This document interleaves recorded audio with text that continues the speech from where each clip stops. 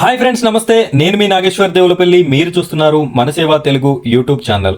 Friends, మొదటిసారిగా మన ఛానల్ని చూస్తున్న ప్రతి ఒక్కరు కూడా మన ఛానల్ని సబ్స్క్రైబ్ చేసుకోండి. సబ్స్క్రైబ్ పక్కన ఉన్నటువంటి బెల్ ఐకాన్ పైన ట్యాప్ చేసి ఆల్ అని సెలెక్ట్ చేసుకోండి.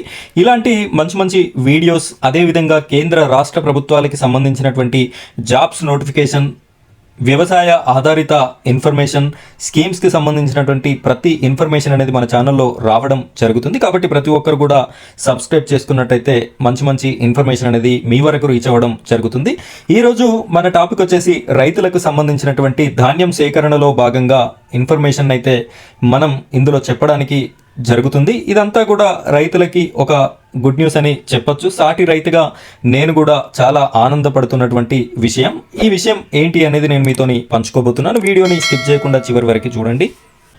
ఫ్రెండ్స్, మీరు ఇక్కడ చూసినట్టయితే బస్తాకు 41 కిలోలే జోకాలే, కటింగ్ పెడితే చర్యలు. ఫ్రెండ్స్, ఇది ఈ 2 లైన్స్ చదవగానే మీకైతే అసలు ఈ మ్యాటర్ ఏంటి అనేది రైతులు ఈ వీడియో చూస్తున్నట్టయితే మీకైతే అర్థమయ్యే ఉంటుంది. మనందరికీ తెలిసిన విషయమే. ధాన్యం సేకరణలో భాగంగా ప్రతి విలేజ్కి సెంటర్స్ అనేది పెట్టేసి, ధాన్యం సేకరణ సెంటర్స్ అనేది పెట్టేసి అక్కడ బస్తాలలో వడ్లను అనేది నింపి గవర్నమెంటే తీసుకొని రైతులకి డబ్బులు అనేది వేయడం జరుగుతుంది. అయితే ఇందులో భాగంగా ఆ యొక్క బస్తా వెయిట్ వచ్చేసి 40 కేజెస్ ఉంటుంది.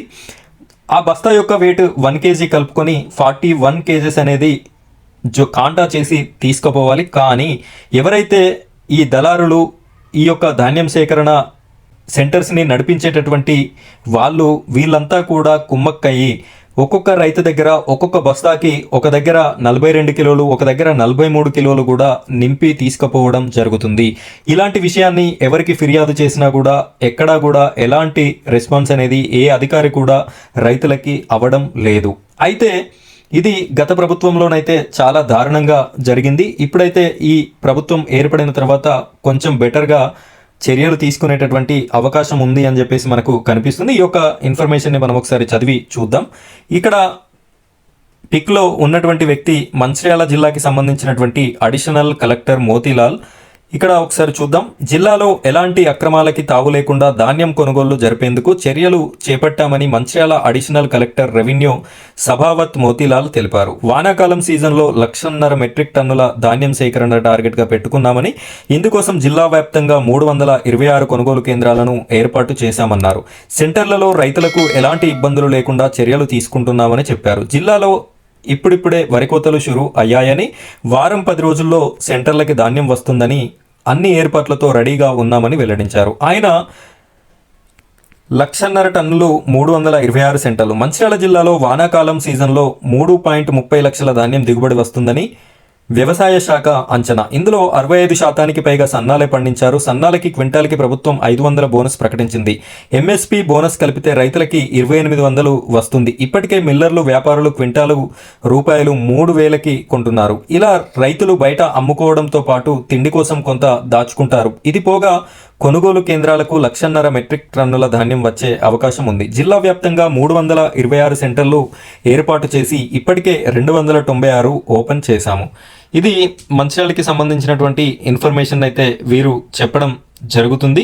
మొత్తానికి అడిషనల్ కలెక్టర్ గారు ఇచ్చినటువంటి ఆదేశాలతో ఈ యొక్క బస్తా వెయిట్ అనేది 41 కిలోలుగా జోకడం అనేది జరుగుతుందా, లేదు అంటే ఇష్టారాజ్యంగా పాత పద్ధతినే కంటిన్యూ చేసి వారికి ఇష్టం వచ్చినట్టుగానే 42 కిలోలు, 43 కిలోలు, 44 కిలోలు జోకించుకొని రైతులని మోసం చేస్తారా అని చెప్పేసి మరొకసారి చూడాల్సి ఉంటుంది. ఈ వీడియో చూస్తున్న ప్రతి ఒక్కరు కూడా రైతులకి నేను ఒకటే విన్నపం చేస్తున్నాను. ఇలాంటి మోసాలు జరిగినట్టయితే మీరు చిన్న చిన్న అధికారులకి చెప్పకుండా డైరెక్ట్గా కలెక్టర్ స్థాయిలో ఉన్నటువంటి వారి దగ్గరికి వెళ్ళి ఈ యొక్క విషయాన్ని చెప్పి మీరు ఇలాంటి మోసాలను జరగకుండా చూస్తారని నేను కూడా కోరుకుంటాను. ఇలాంటి విషయం ఎక్కడైనా జరిగినట్టయితే మీరు మాకు కామెంట్ చేయండి. మేము కూడా మీకు హెల్ప్ చేయడం అనేది జరుగుతుంది. ఇది ఇవాల్టి వీడియో ఫ్రెండ్స్. Thank you. ఇలాంటి మంచి మంచి వీడియోస్ కోసం మన ఛానల్ని సబ్స్క్రైబ్ చేసుకోండి. Thank you friends. Thank you very much.